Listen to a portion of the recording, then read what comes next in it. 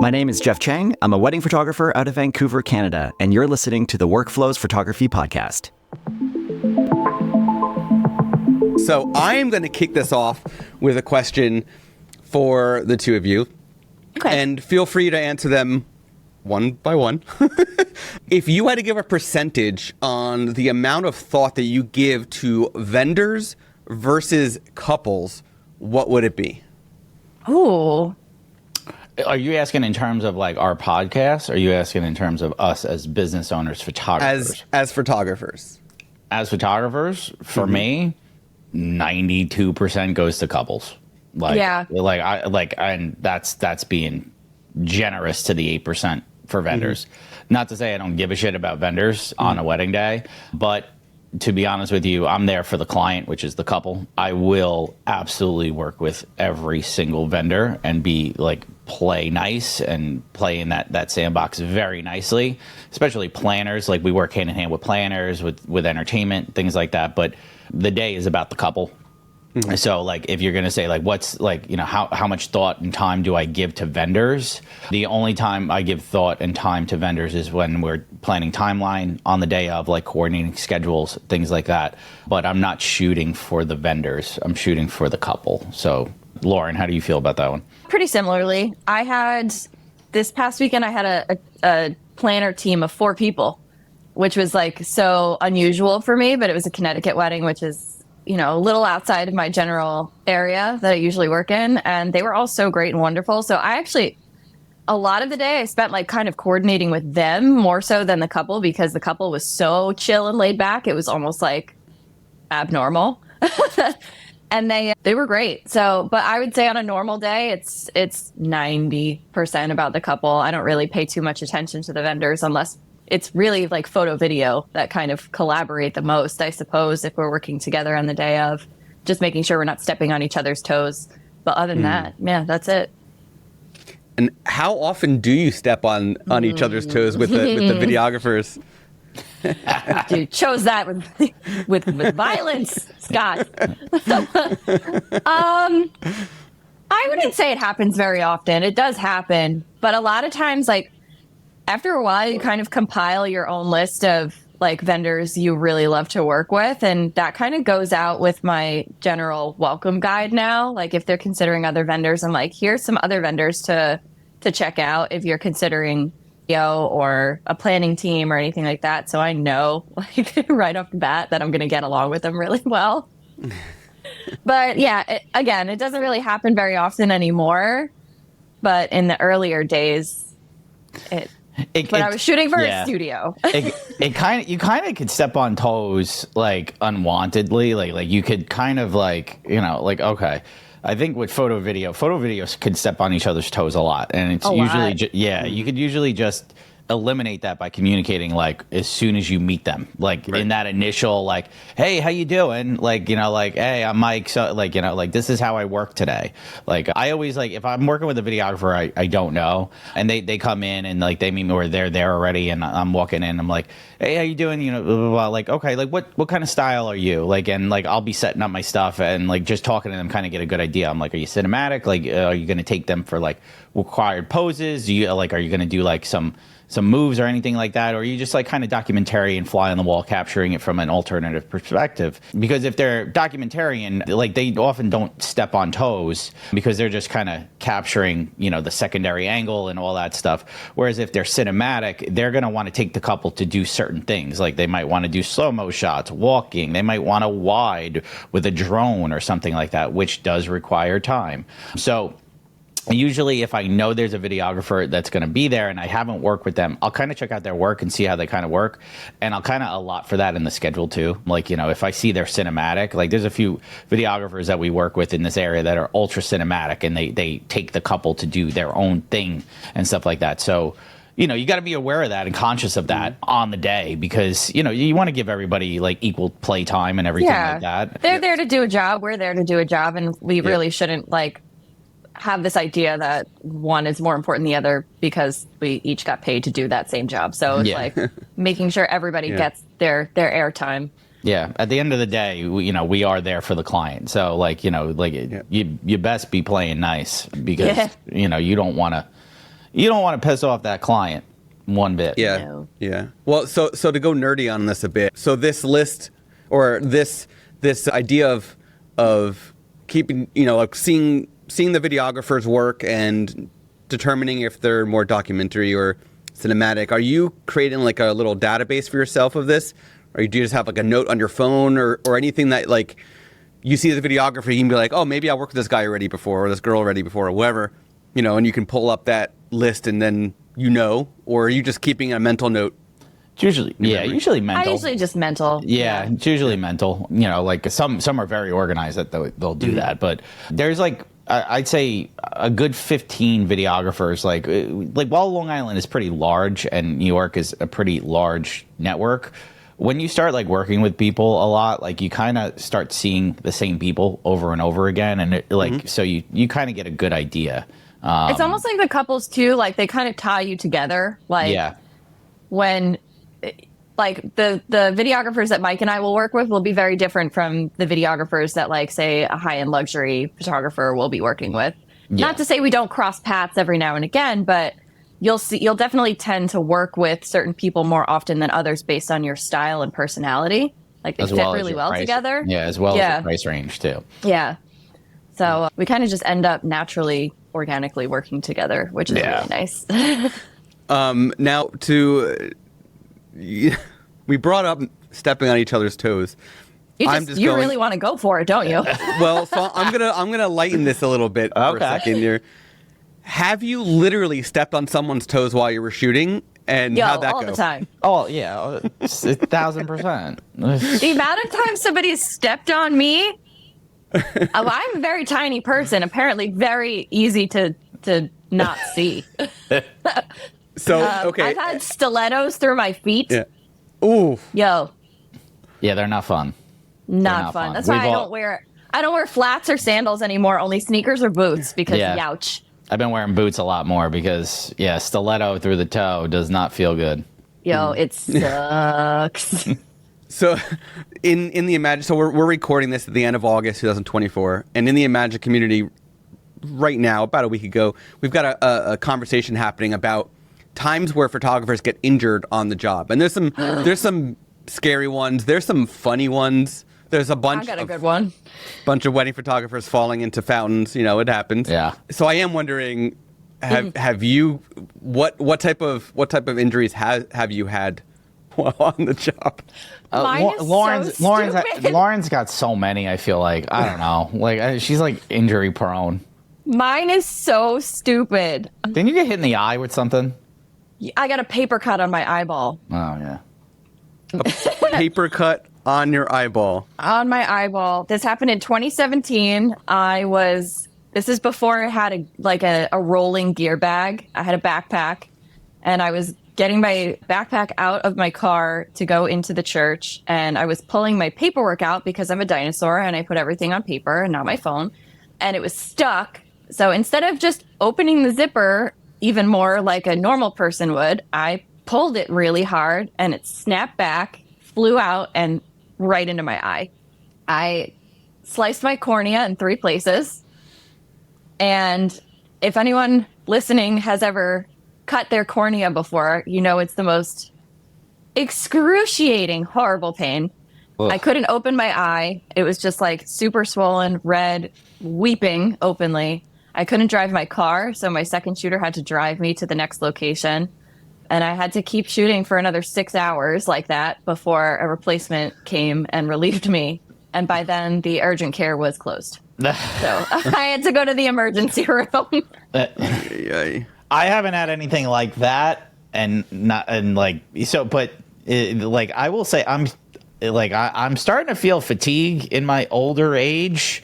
Like I think photographer elbow is really a thing. Oh my God. You and this elbow, I swear.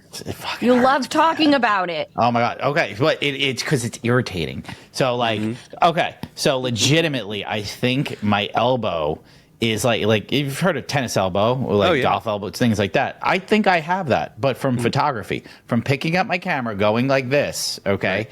And holding my camera up over here for the dance floor because I'm not very tall. So I do this a lot. And I notice, like, there are days I wake up and I'm like, my damn elbow hurts a little more than others. So I'm literally going to go get acupuncture because I think I need it. So Slap like, some icy hot on it. You'll be all right. I do. I put some muscle rub on there, but knock on wood, haven't been injured.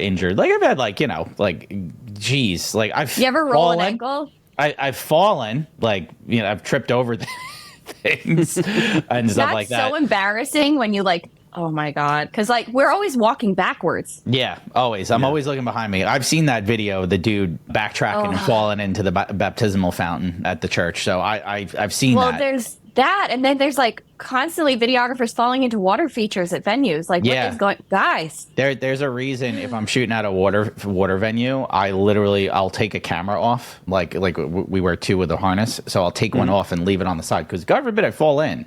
Right. At least I have one camera that will be able to capture. So, but yeah, no bad injuries from me. Lauren, on the other hand, no. The eye thing, as a photographer, it was my shooting eye too. So it was when you're looking through the viewfinder and all that stuff, at the time I was shooting on the Mark IV. It wasn't an R6, so it wasn't a digital viewfinder. It was just, that's how I had to shoot. And I couldn't see, and I was directing my second shooter at the time to I was putting together the shots and making them take the photos because I couldn't do it. And then I asked him. Oh my God, it was such a mess. This was not for my brand. This is under the blanket of a studio. That second shooter did not feel confident at the time taking over as lead. It was a gigantic bridal party, and he was like, "Nah, man, I'm done in 2 hours. I gotta go." And I'm like, "I am dying." Help me. And he was like, no, I'm going to go home. So another 6 hours later, I'm still trying to hold it together. I hope that second shooter didn't get rehired for another wedding. Oh, no, he did. Multiple times. Yeah. But hey, listen, some second shooters just second shoot. They don't like to lead shoot, and I get it. It's a lot of pressure. That wedding party was 30 people. So it was a day. It was a day. What is one marketing strategy that has helped both of you to grow your wedding photography businesses? The podcast. Podcast did help. It has helped. But I would say probably the most underrated feature that people don't use or don't utilize is Instagram stories. I think people kind of sleep on them a little bit, and that helped me tremendously grow my business. What I would do, I don't do it as much as I used to, but what I used to do was after a wedding, I would post teasers, all right? And so it would be 10 to 20 images captured from the past weekend. And what I would do was tag the couple, tag all the vendors in the story. So there would be, beautiful images and everything like that. And if it was pertaining to that vendor, I would tag them in that part. So flowers, the couple, venue, all that stuff, right? Even entertainment, all that would be tagged. What would happen was those vendors would repost those stories. Dress companies would repost those stories. Couples would repost those stories. I would see then basically a wealth of people coming in and, start following. Then I noticed a lot of people would start saying hey, are you available on this date? Are you available on that date? And I think that was a big marketing strategy that that I used, that I still do. I just don't do as much.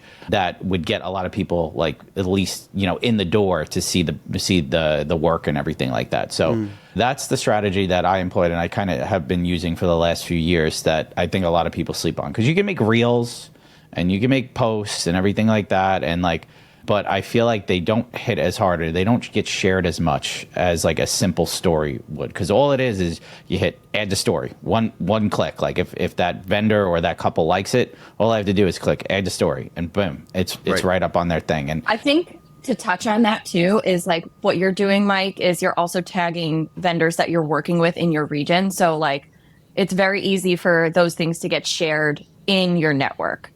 Whereas let's say, for example, I love posting reels that kind of showcase my personality as a photographer, but those will get shared by other photographers in way far away regions. That's another reason that the podcast has grown so much, but it's also not necessarily, we're getting a lot of followers from way outside of our region, and we want obviously couples to follow us so that we get those bookings. So what Mike is employing is specifically for couples that are located in our region. It's really easy to share for vendors that maybe those couples have been considering. It shows off his style. It shows off like a little bit of something that he does for couples after the event. So it's like a good thing for him to do for his business in that regard as well, because it stays centrally located to where he's based. Yeah. They're like the goal for me is, and we said this on an episode of our podcast, but you know, it's cool if you have 50,000 followers, but how many are potential clients? Yeah. So it's always that quality over quantity metric that I cared about. Like up until we started the podcast, I think like I had 5,000 followers, like 5,500 followers, I think something like that. But the majority of the people following me were like potential couples. So, you know, like I didn't have a lot of photographers following me. Now we do. In that span, you know, I added like 7,000 followers. Most are vendors. Most are photographers and vendors. So they're not really my target demographic. I'll be honest there. Like, you know, like I'm not trying to target them. I'm still trying to use Instagram as, you know, a way to get couples. So, you know, I still, you know, try to employ those tactics to get couples and stuff like that. Because at the end of the day, well, it's really cool to have 12,000 followers, which isn't that a lot. That's not that much, but it's still like a pretty big number for a lot of people. I don't really care about that number. I care about like who's following me, and I want couples to follow me. Yeah, Lauren, did you have one that you wanted to share? You know, I was going to say like a lot of people that I personally have been following, because marketing is not like my, you know, in the interest of full transparency, marketing is not like really my strongest area. I find like most of the engagement and like inquiries that I'm getting recently have come from directly as a result of the podcast. Like I even have a drop down option in my inquiry form that says like, how did you hear about me? And they'll say the podcast, which is great for me because it ultimately already has given these people a glimpse into what my chaotic personality is like, knowing that we're probably going to get along really well.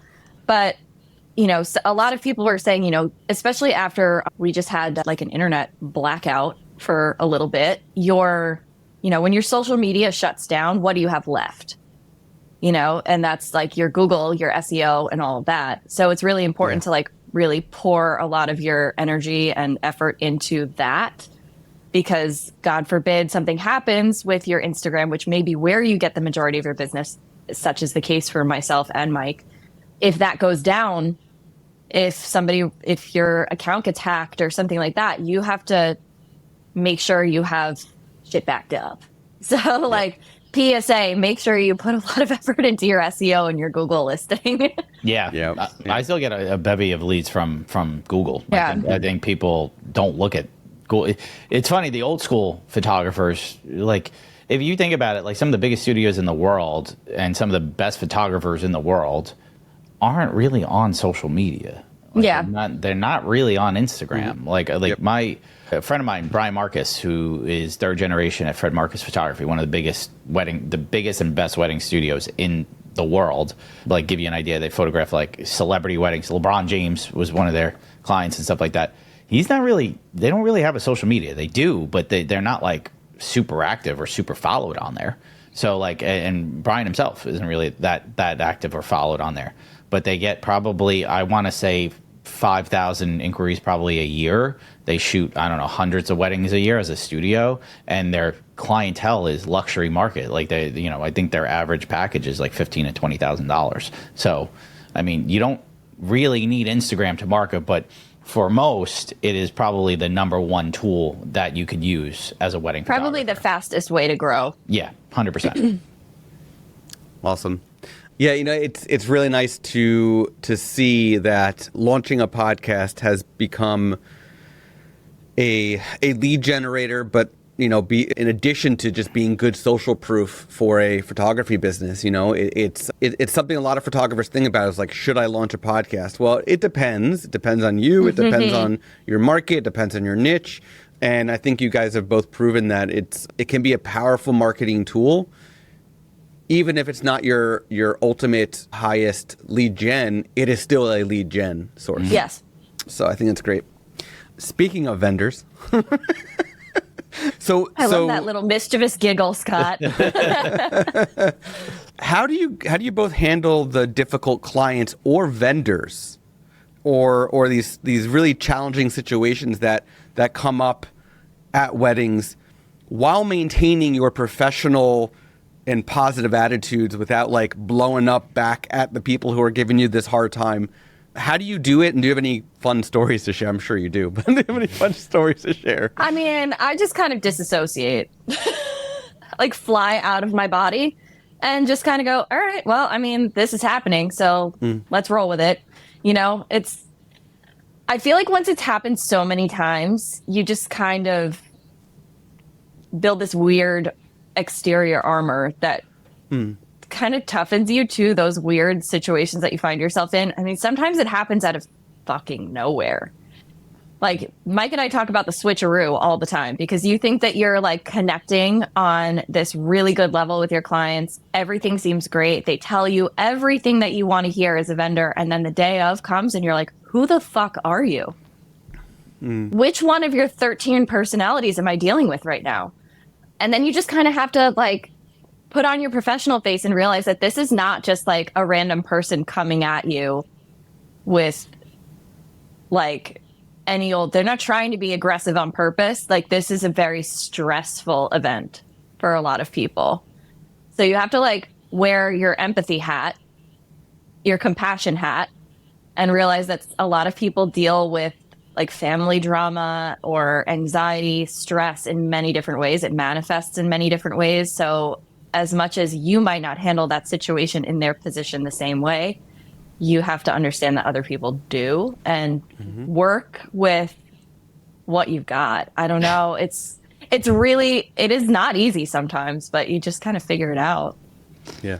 Yeah, I think dealing with vendors is a little easier, I think, than clients, because vendors, you can kind of be yourself and like explain like, this is how you do things, or like, hey, like if you're not on the same page, it's very easy to kind of get back on the same page with the vendor. Like, be like especially like as photographers, our hands are in so much of the day that, you know, it's a team effort. Like, I think we just posted a clip about like, you know, who creates or controls the timeline, the photographer or the planner.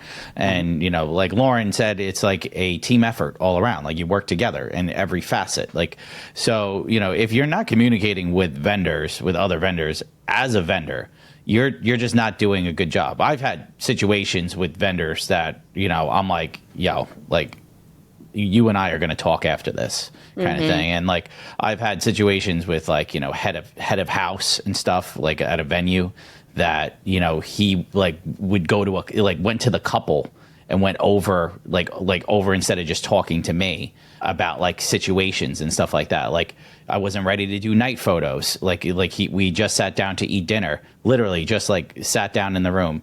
And it was like he's like, the couple's ready for night photos. And we're like, well, like, we're not ready for night photos. That takes a little bit of time to set up. You know, we got to get lights out and all that stuff. Can you give us 10 minutes? He's like, no, the couple's ready right now.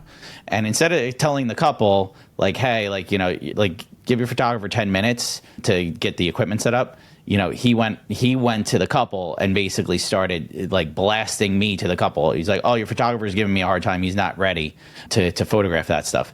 So like, my second heard him say that, and I literally pulled, like, after I did the night photos, I told the couple, I was just like, listen, I wasn't ready to go just yet, but like, your maitre d' shouldn't be telling you that. Like, you know, he should be just, you know, like, handling that a little differently.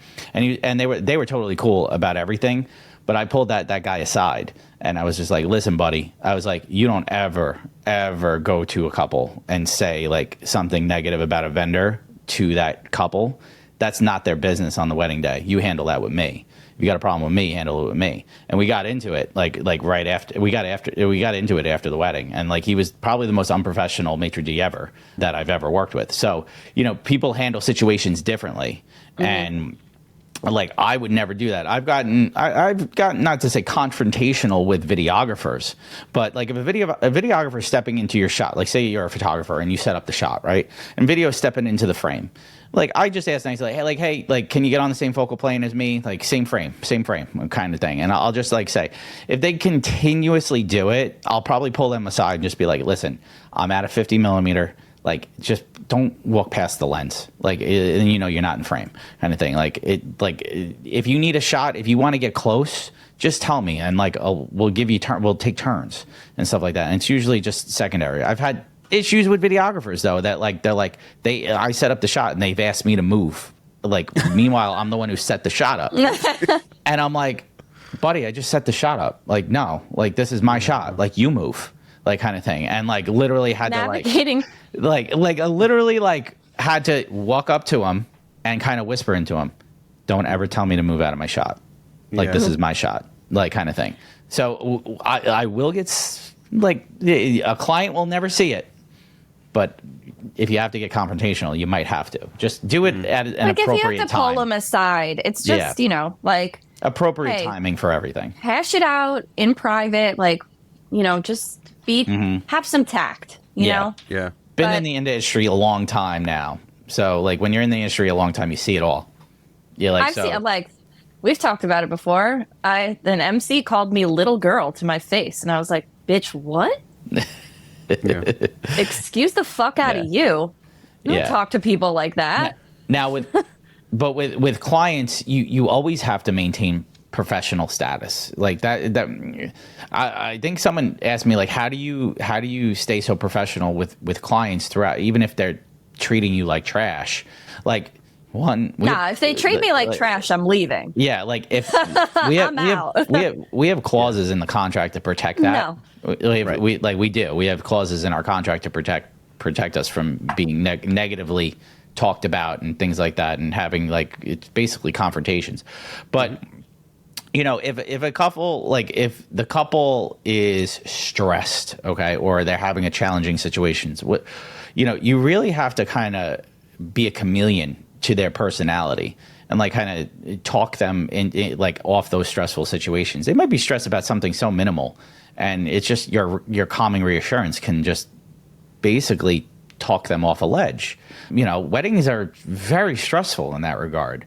So I don't blame couples for being stressed. Now, if they start treating you like trash, different story. Like, they're like blaming you for things if it's not your fault, then, you know, like come on, you know, like let's be adults here, kind of thing. So there are challenging situations.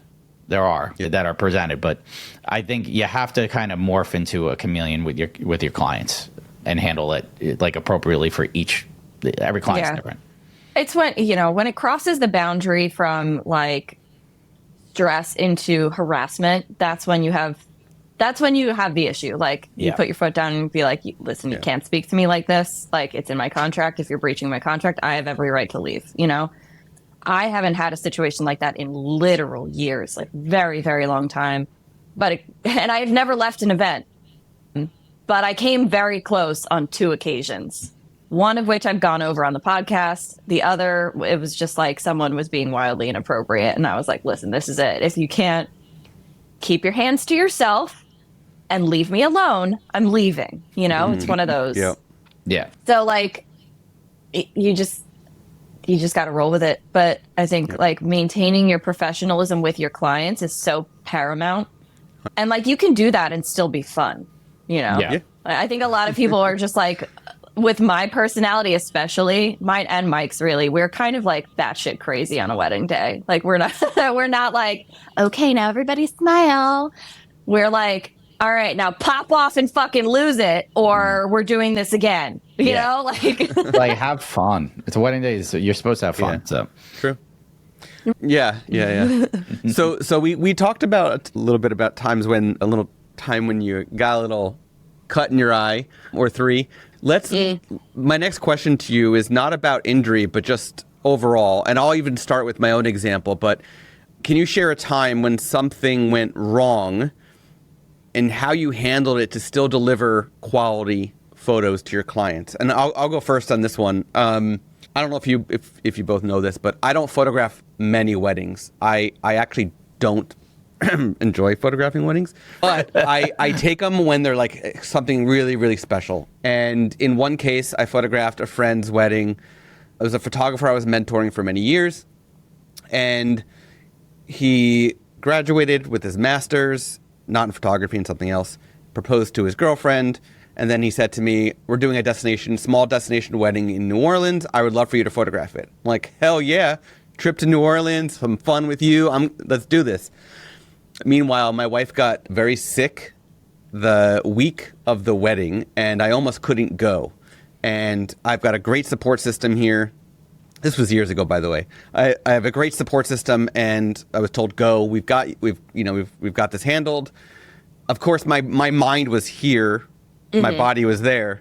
And I love shooting 35 millimeter on one body, 85 on the other. I get the full range. I don't like the 50 millimeter lens, but I have one. I always bring it, and somehow forgot my 35. So I shot an entire wedding, destination wedding, with a 50 and an 85, and just made it work. There were times where I had to climb on things at the venue I probably shouldn't have climbed on in order to get the full family into the photo. But I had to do what I had to do. And a lot of those venues in New Orleans are small spaces, right? So you're very limited. So wide actually works out really well, and I didn't have it, but I made it work. So that was my disaster where I got there and I freaked out. Like, I just traveled this far and I forgot my favorite, most important lens to me, and just figured it out. So, yeah, God. That's I don't think I've ever forgot a lens. That's tough. I would probably lose my shit if I didn't have anything wider than 50. Like, especially like dance floor. If dance floor is like crazy or something, and you're shooting on a 50, ooh, that's tough. Yep. So I feel your pain there. Honestly, photo related, like, I had a few like forgetful things, like, I forgot like backup memory cards, or forgot like a backup flash. Batteries. Batteries are probably like, I think we've all probably made like, forgot to charge the batteries like situation, and like, had to scramble and be like, oh crap, like you're just basically finding an outlet everywhere you go just to charge a battery. I've had that like when I first started like 10 years ago. I think that happened one time. I think like probably the most recent, but it wasn't really like photo related to us. Lauren and I actually worked one together. The bride forgot her veil. On the way to the church. It basically caused a chain reaction to delay the entire day.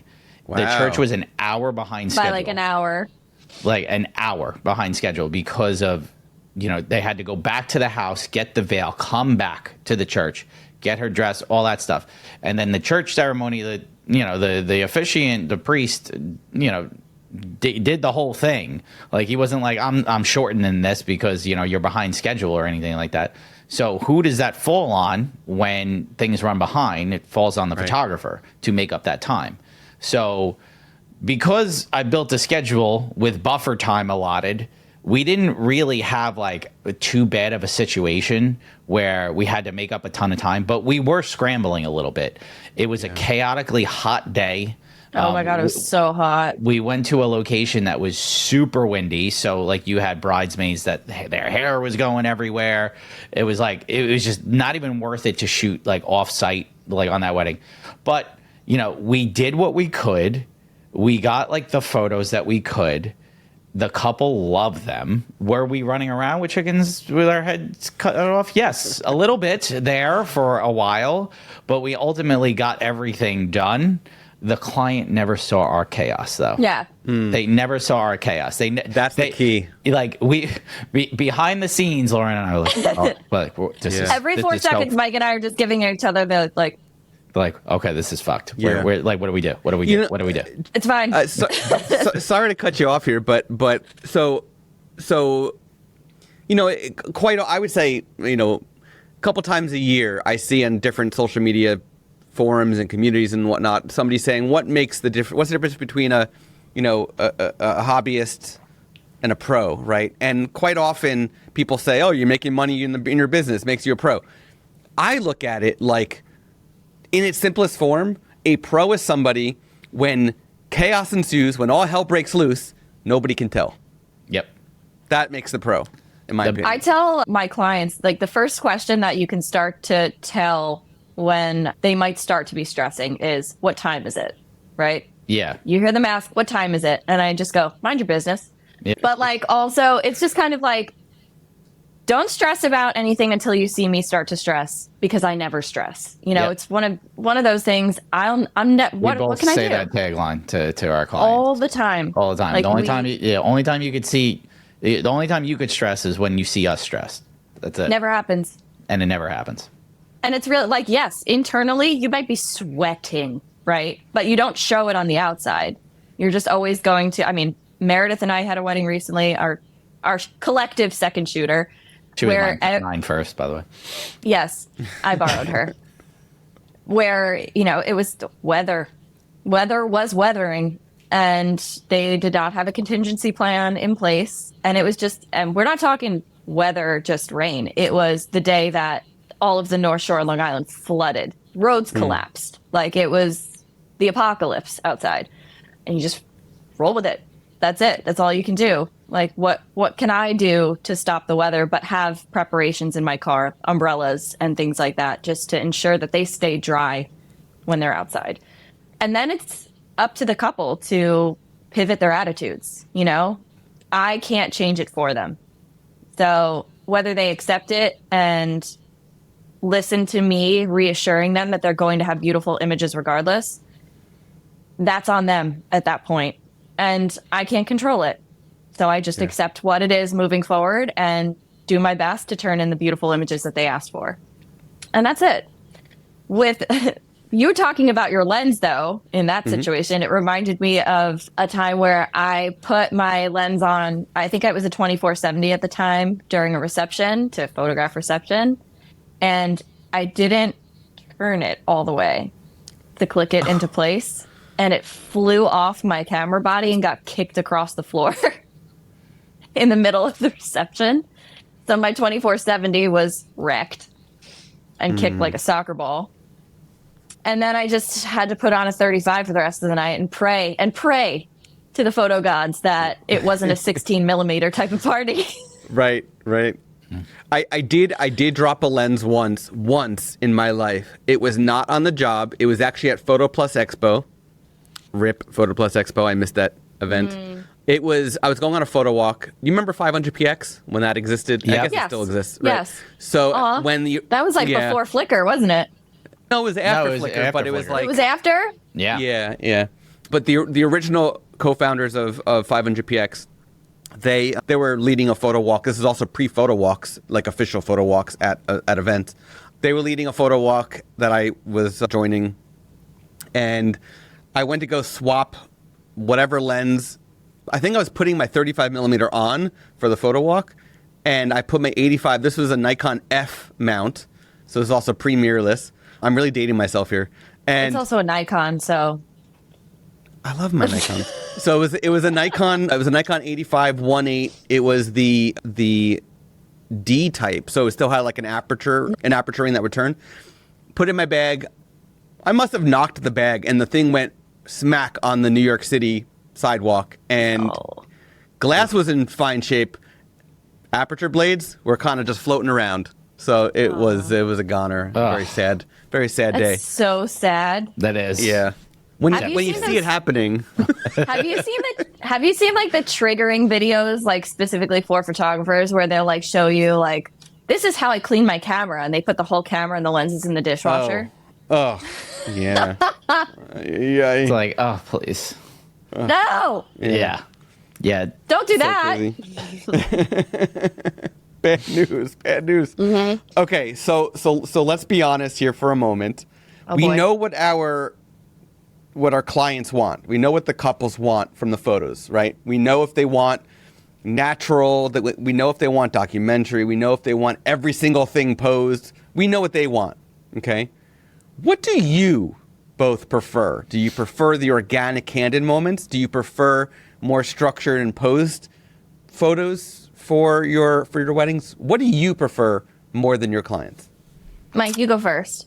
So I'm a hybrid. I'm basically a hybrid style. My photos look organic and candid, but I'm putting people in position to create those moments. So I'm crafting them, but to look candid and authentic. So I might set up a couple to, be in the best position, the best lighting, the best scenario, but I'm then going to have them do something that creates a candid feel. My posing isn't really posing, it's prompting. So I add a lot of movement based to my photography. So everything is movement based. Every single thing. Like they're never standing still. They're always moving, whether it's just a little sway or just running their hands up and down. Like could be run your hand up and down your arm, grab his face, do a little, maybe a little spin, or okay, you're going to walk to me, grab his arm, go wide, pull each other in. Every prompt I do incorporates movement because I want to create those organic, natural feeling over a stationary pose photo. Because often at times where couples look the most uncomfortable is in a pose. They're not pros. They're not, they're not Kate Moss or anything like that where they know how to pose. So if you put them in a situation where they feel comfortable, and usually movement makes anybody feel comfortable in front of a camera, you see that comfort come out, and you see that organic feeling come out in photographs. And so that's like the style I try to incorporate into, portrait sessions, wedding days especially, is, while it's candid and feels unforced, I am setting them up for success by adding movement. Yeah. I love that. Now, on my end, I would say I'm a little bit more structured with my posing than Mike is, a little bit. Like we're both, I would say we're both hybrid, like he is saying. Like we definitely incorporate a lot of movement into my work, but I also definitely have my moments where I want like an editorial Vogue vibe, and I'm setting them up that way. So like I see, Mike says this all the time. He sees, oh, that's your light right there. That's Lauren light. Like he knows, like if I see a pocket of light, I'm like, all right, you're getting in there and you're going to do this. Like I'm going to set you up the way that I see it in my brain. Like I have it already set up in there. And then I put them that way, and I'm saying, don't fucking move. Like, don't move a muscle. And if I do have them move, it's very small, like little movements, because in certain situations like that, if you move your head too much, then the light changes, then there's shadows or something like that. So they have to stay pretty still. But I think he'll do that too. Like it's just kind of situational, but you're paying attention to those situations. If they are in a stationary pose, they're still moving their hands. They're still, talking to each other, all those things to make sure that they're having those organic moments. Or I'm prompting them, maybe it's not movement, maybe it's say this thing into their ear or something like that. Right. One of the ones that I really loved, which I saw on somebody else's Instagram, so whoever it was, I'm sorry I stole this from you, but whisper in the sexiest voice you can possibly muster what you want for dinner. I've done that one. I've done that. Yep. Wherever that came from, it works every time. Yeah. Every time. I say whisper a random vegetable. It's like, or fruit. It's like avocado, something like that. Every time it works. And you know It what? does. Thank you for that, random stranger on the internet. Thanks for not gatekeeping your prompts. Yeah. I love that. I love it. So yeah, we mix it up. We've talked about this too before, the complete photojournalist style of photography where they're completely hands off does not work for us. No. Not for us. That's like I love that style. I think it's incredible, but you have to be the right couple for that style. Yes, Like, the couple has to want that for Yeah. sure. Yes. Yeah. And I'll be honest with you, I think 95% of couples need some structure in the day, whether That it's depends though. 'Cause, like, it if we're does. talking, It does. Like I've seen couples that basically inquire. They're like, I don't want any family photos. I don't want nothing. Just be Yeah. fly on the wall. Like like we'll walk around with you and stuff like that. But we're and I'm like, cool, great. get All- it in writing. Yeah. I'm kind of a hybrid in that sense where for me, because I don't enjoy doing wedding photos, when I do a wedding, it is documentary style. However, I will do the posed family photos Right. for the groups that they want to have, right? So there's a little bit of a combination, but I would say 90% of the wedding is documented. Yeah. I think also like Mike and I are in a crazy wedding area. Like if you look at Long Island, New York City, that the metro tri-state area is like wild weddings, and they're all very structured. It's not like this in other places, in the Midwest, in a lot of places where there's more of an elopement vibe. There's smaller, more intimate weddings, or they're just not structured the same way. The cost is much lower. There's just different styles of photography in every region where our way isn't the only way. Right. And it's just going to be different no matter what. So maybe, especially with elopements and destinations, they're just up there like enjoying scenery, they're exploring. It's almost impossible to take a bad photo in some of these areas because they're just soaking it all in and they're by themselves. Yep. So they may have the ability to just photograph those natural moments as they unfold. And it's not as, what the hell do I do? Yeah. Yep. So it's always different. I witnessed that firsthand photographing a wedding in Ireland where it was just like, you can't take a bad photo. So you can do whatever you want. Like, you want to go stand over there? Go ahead. I'll shoot a wide. I'll get in tight. You really can't take a bad photo. So props to those documentary photographers that it must be so nice. It must be great. You're like, awesome. Phenomenal. So nice. Good for you. Yeah. Tell me what that's like. I do a lot of proposal photography, and that's one of the things I love about it is you always get some really awesome background, for the moments that are important. Then you can do this like engagement session afterwards, and again, you've got these beautiful backgrounds, and more often than not, they're at sunset, so you're getting beautiful light from there. It is also extremely stressful, like a wedding day is, but in a very condensed time frame. So, but common mistakes.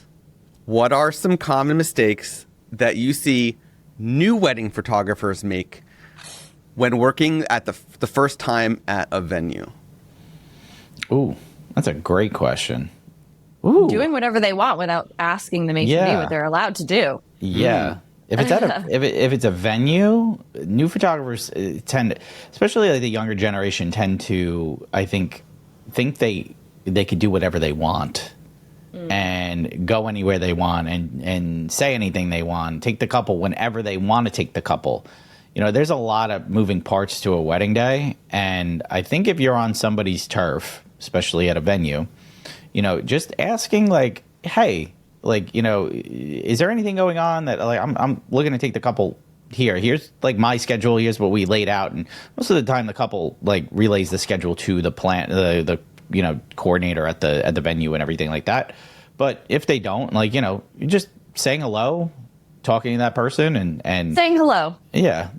Introducing yourself. Very important. It's a lot of photographers don't do that. They walk in and they act like they own the place. And that's just, there's a lot of ego in this industry. Yeah. And photographers are very big with their egos. It's unfortunate too, because we get a really bad rap at times, and we see it in some of our posts and everything like that. They're like, oh, these two have egos and stuff like that. They say they were so arrogant, but if you work with us, you'll literally we give everybody the time that they need, and we always introduce ourselves, and we're so polite. It's crazy what people think about us. Yeah, it's legitimately like if you ever shadowed us on a wedding day, it would be like, oh man, it's there's no ego involved. You have to communicate. And we talked about that at the beginning of the episode, but communicate with other vendors. So you're on the same page. The venue is a vendor. The people that run the venue are vendors. So getting on the same page and communicating with them is the key to success here. Don't walk in and act like you own the place. You don't. Yeah, because you're off to a bad start. They will literally not let you do shit. Yeah. They're in control. They can tell you immediately, you're not respecting our rules. You got to go. Yep. Right. Or, that's it. That'll turn the tide on the rest of your evening. So yeah, and each venue might have their own individual rules. So one venue may not have the same rule as the other one that you might assume. Oh well, this venue didn't care that I did this, but you know what? This other one does. So. Well, we have venues out here where there's multiple events going on at the same time. You never want these couples to cross paths and get in each other's way or anything. So you really some of them, if you just take the couple and go and shoot wherever the heck you want, you'll find yourself in a very bad position. You have to talk and communicate with where you're allowed to go, where they're okay to be photographed, what time it's okay to be doing that, where, and all of this. So it's you don't make those mistakes No. just because you want to get shit done. It's not good. Yeah. I have one more question for the both Sure. of you. Okay. And unless you have any questions for me, I'm going to ask my last question. Okay. Okay. If a photographer came to you, let's say it doesn't matter if it's a new photographer, an existing photographer who's got a successful business or whatever it might be. This photographer came to you and said that they're going to start a podcast to attract more wedding clients, attract wedding planners, attract venues, etc. What would be the one tip from each of you individually that you would give to this photographer? Lauren, you want to go first? No. Okay. I got to think on this one a little bit more. All right. One tip. Okay. If you're going to start a podcast in 2024, going into 2025, and you want to make it photo related, it's really just podcast. This is for podcasts more than it is for photo. Make it a video podcast. Biggest tip I could give. When we started this thing, we found a producer that is a friend of ours, and we talked about it. And I said, if Lauren and I could have started a podcast through Riverside, through, just like us talking and like on the couch or something like that, and recorded it. Okay, no one would listen. It's so hard to grow a podcast with just audio today. You need video. So my suggestion is, like, if you're going to do a podcast, it needs to be a video podcast, like first and foremost. The reason the vendor table grew to the level that it has is not because we're good at podcasting. I think we're probably average, if not to below average, in terms of like how we are, our listener base and all that stuff. But what grew us was our social media presence, and how we did that was from video-based clips that we make from our long-form content, and we create short-form content. That short-form content is a minute to a minute and a half. It's clippable. It's TikToks. It's Instagram Reels, and they're talking points. So, without that video and without that format, we wouldn't have grown to the level that we grew to. So I think if you're starting a podcast today, while podcasts are audio-driven, you should have a video format if you expect it to grow, especially on social media. Well said. I also think it's one of the things I've noticed is that I have a harder time listening to podcasts where it's just one person talking. I gravitate to podcasts that have co-hosts, where they have banter. So like more educational podcasts don't really this is just me specifically, they don't really grab me unless it's a topic I'm so interested in. So you have to, if you are starting a podcast by yourself, you have to make it interesting. You have to really draw somebody in, even if that's incorporating a little bit of humor, so it's not so dry and boring. That's, I think a lot of the time people listen to us because we have video, you can see our facial expressions and the way that our body language is talking to each other. Mike and I are like brother and sister. We fight all the time. And we're annoying, and the feedback that I get about our podcast, which is one of the things we don't think about because we see each other all the time, we talk to each other like this all the time, is that our dynamic and our chemistry together is really great. Which when we talk to each other, we're just fucking hate you sometimes. Yeah, we fight all the time, legitimately. Fight all the time. So if you're gonna have a co-host, have good chemistry with them. Yeah. That's something that I think you should have. Often that's my kid. Yeah. we don't step on each other's toes. That's one of the things is we don't step on each other's toes. We let each other breathe and talk and get points across. So I think that's when the podcast works the best, is when we let each other breathe and go. So absolutely. Yeah. But I don't actually hate you, Mike. I don't hate her either. We just recorded an episode where at one point I said, I would miss you if you died. I would miss him if he died. Yeah. Same. It definitely comes across that the two of you are really close friends, but also work together. It's even if you didn't know it, you know it. Right. Yeah. And it comes across So I think that is a really valuable thing. One, what you said with having the video, because it does unlock a whole boatload of opportunities by having that video. And then Lauren, what you said as well. I also think I have a question for Scott real quick. Hold on. Yeah. Because, with this being an Imagine-based podcast and everything like that, you said, do we have any questions for you? Yeah. Okay, so before we sign off and everything like that. Okay. So Imagine has legitimately, and this is going to sound like an ad, and Scott didn't pay us to say this or anything like that. Okay, we're here willingly. But Imagine has literally changed our lives as wedding photographers. So if you are listening to this and you're a wedding photographer and you're getting to the end of this podcast and everything like that, and you haven't downloaded Imagine, okay, just try it. Okay, try it out because it's literally a game changer. Like legitimately, as we were recording this podcast, it just edited 1,500 photos. So game changer. So I wanted to say that to you first and foremost. Like thank you to you and the crew for an amazing product and literally giving us time back, because as vendors, that time is very precious to us. Right. So like the question I had for you is there anything new with Imagine that's like we should be, looking out for, like radar-wise? Oh, well, so we're always working on fun stuff. So, again, I mentioned this earlier. We're recording this at the end of August 2024. Last week, we released a ton of things for the school and sport high-volume genre. We also have a bunch of real estate features that were released and some more coming for real estate specifically. And for weddings specifically, we are always working on new talent AI profiles for those who don't have their own editing style. So I'm not sure if it'll be out by the time this episode airs or not, but we have another one around the corner, and it's a very unique talent AI profile. We don't have anything like it in the profile showcase right now. And of course, there's other features coming. Teeth whitening is around the corner as well. Nice. Wow. As well as background mask is coming very soon. Nice. So lots of fun stuff that a lot of people have asked for. Dude, the straighten tool is like my number one, tool I use. Straighten tool. It's legitimately like the best thing I think you guys ever added was that feature. Like 2 cents an image, just boom. Okay, I know every photo is going to be straight. And like as somebody that hates crooked horizons, it's game changer. I can't believe how many crooked photos I take.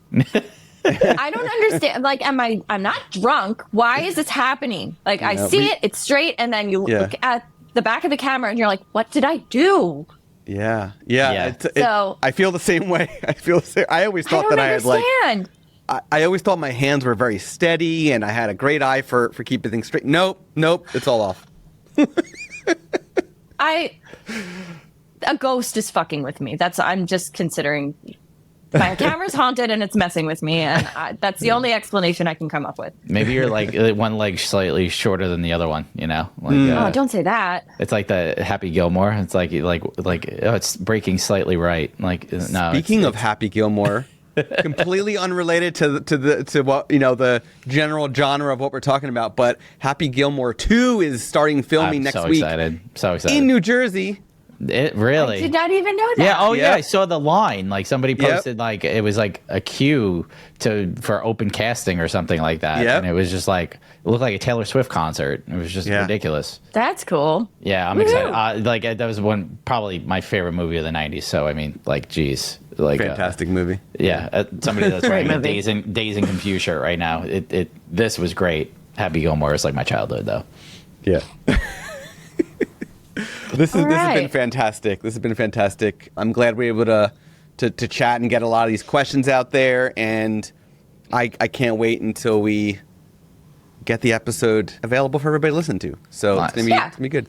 So thank you both. One by one. Lauren, you go first. Share where everybody can find your wedding photography.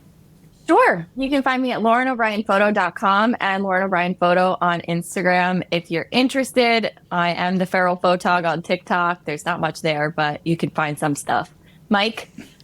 You can find me at Michael Cassara Photo on Instagram, TikTok, as well as my website. And you can find us at the Vendor Table Pod on Instagram, TikTok, YouTube, as well as our Facebook group that we have, as well as our podcast that's on Spotify, Apple, and anywhere you could download your podcast from. Sweet. Thank you both We're again everywhere. for this awesome. Yes. Thank you for the awesome chat. And yeah, we appreciate it. Thanks for having us, Scott. Thanks, It's always Scott. a pleasure. You have been listening to the Workflows Photography Podcast. To hear more from Workflows, to learn more about our guest, and for an exclusive offer for Workflows listeners, please go to workflowspodcast.com. And be sure to subscribe to the podcast on Apple Podcasts, Spotify, or wherever you listen to podcasts. Thank you for tuning in. Until next time.